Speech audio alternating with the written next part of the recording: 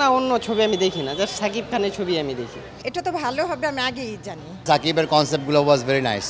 সাকিব খানের সাথে সাকিব খানের কম্পেয়ার করছিলাম। হৃদয়ের মানে লাগার মতো একটা চোখে পানি চলে আসছে, এত ইমোশনাল। রাজকুমার কেন দেখবো না, কারণ হচ্ছে সাকিব ভাই সারা ওয়ার্ল্ডে আমাদেরকে রিপ্রেজেন্ট করছে ছবি দিয়ে।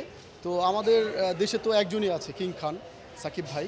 সো তার ছবি দেখতে আসছি, আর ডিফারেন্ট কিছু নিয়ে উনি ঈদে আসেন, এর জন্যই আসলে ডিফারেন্ট কিছু দেখার জন্যই হলে আসা ছবি দেখতে। আই লাইক ইট, আমার কাছে ভালো লাগছে। আমেরিকান কিছু সিনারিজ আছে এখানে, মাকে প্রায়োরিটি দিচ্ছে। আই লাইক ইট অ্যাকচুয়ালি, খারাপ লাগেনি, গুড। সিনারিগুলো যেগুলো শ্যুট যেখানে করছে, আমার মনে হয় সাকিবের কনসেপ্টগুলো ওয়াজ ভেরি নাইস।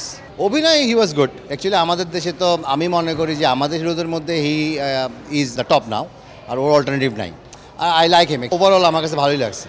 এই রাজকুমার দেখে বের হয়েছি, সাকিব খানের সাথে সাকিব খানের কম্পেয়ার করছিলাম, বিকজ আমাদের খুবই পছন্দের একজন নায়ক আমাদের দেশের, ডেফিনেটলি। গত বছর ছিল প্রিয়তম, এবার হয়েছে রাজকুমার, তো দুইটার সাথে কম্পেয়ার করছিলাম। আর ভালো লেগেছে, ওর অভিনয় তো ডেফিনেটলি ভালো। আমাদের দেশে আমরা খুবই পছন্দ করি ওকে। আমরা যদি আরও, যেমন কিছুদিন আগে নায়ক আমাদের দেশের একজন প্রথিতযশা নায়ক আলমগীর, ওনার ব্যাপারে একটা কথা বলেছিল যে তাকে যদি কামাল আহমেদ বা আরও যার পূর্বের যারা সিনিয়র যারা ডিরেক্টর ছিল তাদের হাতে যদি সে পড়তো তাহলে আরও সে বেটার করতো। দুটোই আছে, ট্র্যাজেডিও আছে, লাভ স্টোরি, দুটোই আছে। ট্র্যাজেডি এবং পরিপূর্ণ একটা সামাজিক ছবি। এটা তো ভালো হবে আমি আগেই জানি, কারণ কিছু কিছু দেখলাম তো ইউটিউবে।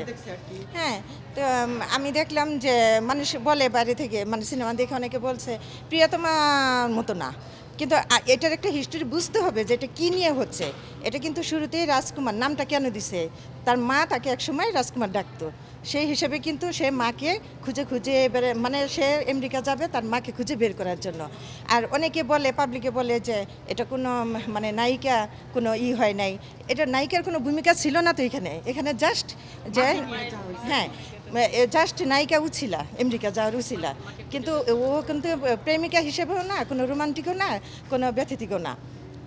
এটা যারা বুঝতে পারে সিনেমা একটা পারফেক্ট মানিয়ে, এটার জন্য আমি স্যালুট জানাই। বেশি আমার ভালো লাগছে ইমোশনাল, আমি মানে চোখে পানি আসছে ওটা যখন ওর মাকে আর কি মানে খুঁজে বের করতে বলে ওটা, আর ওই বাচ্চাটা যখন কান্না করে সাকিব খানের ছোটবেলা, ওইটাই বেশি আমি হৃদয়ের মানে লাগার মতো একটা চোখে পানি চলে আসছে, এত ইমোশনাল ওই জায়গাটাই ছিল। মায়ের ভূমিকাটা যখন দেখেছিলাম, মা আমাদেরও সন্তান আছে, তাই ওইসব ফিলটা করে আমাদের কান্না আসছে। সাকিবের অভিনয়টা তো বলার কিছুই নেই, এটা তো সবসময় হ্যাঁ সবসময় তো ওর অভিনয় হচ্ছে একদম রিয়েল, মানে মনে হচ্ছে না সে কোনো ক্যামেরার সেটে আছে, একদম রিয়েল মনে হচ্ছে যে অভিনয়টা মানে বাস্তব রিয়েল একদম। মাকে নিয়ে এই সিনেমার গল্পটা, তো সাকিব তো খুবই ভালো অভিনয় করেছে, আমাদের কাছে খুব ভালো লেগেছে। সাকিব তো খুবই ভালো অভিনয় করে, সাকিবের অভিনয় আমি মনে হয় অনেকগুলো ছবি দেখেছি, প্রিয়তমা তো দেখেছি। হ্যাঁ, প্রিয়তমা তো অনেক ভালো অভিনয় করেছে, এখানে খুব ভালো অভিনয় করেছে।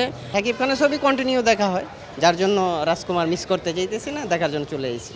আমার ফেভারিট নায়ক হিসেবে সাকিব খান আমার ফেভারিট, তাই রাজকুমার দেখবো। অ্যাকচুয়ালি ওইভাবে দেখি নাই, কিন্তু মানুষের মুখে শুনছি যে লাস্টের সিনটা নাকি অনেক ভালো। তবে ফ্যামিলি নিয়ে আসলে মনে হয় যে ছবিটা দেখে আর একটু মজা পাইতাম। ফ্যামিলি নিয়ে দেখলে নাকি ছবিটা একটু জোশ আছে, সেক্ষেত্রে না, অন্য ছবি আমি দেখি না, জাস্ট সাকিব খানের ছবি আমি দেখি, সাকিব খানের ছবিই দেখি শুধু, আর কোনো সিনেমা আমি দেখি না।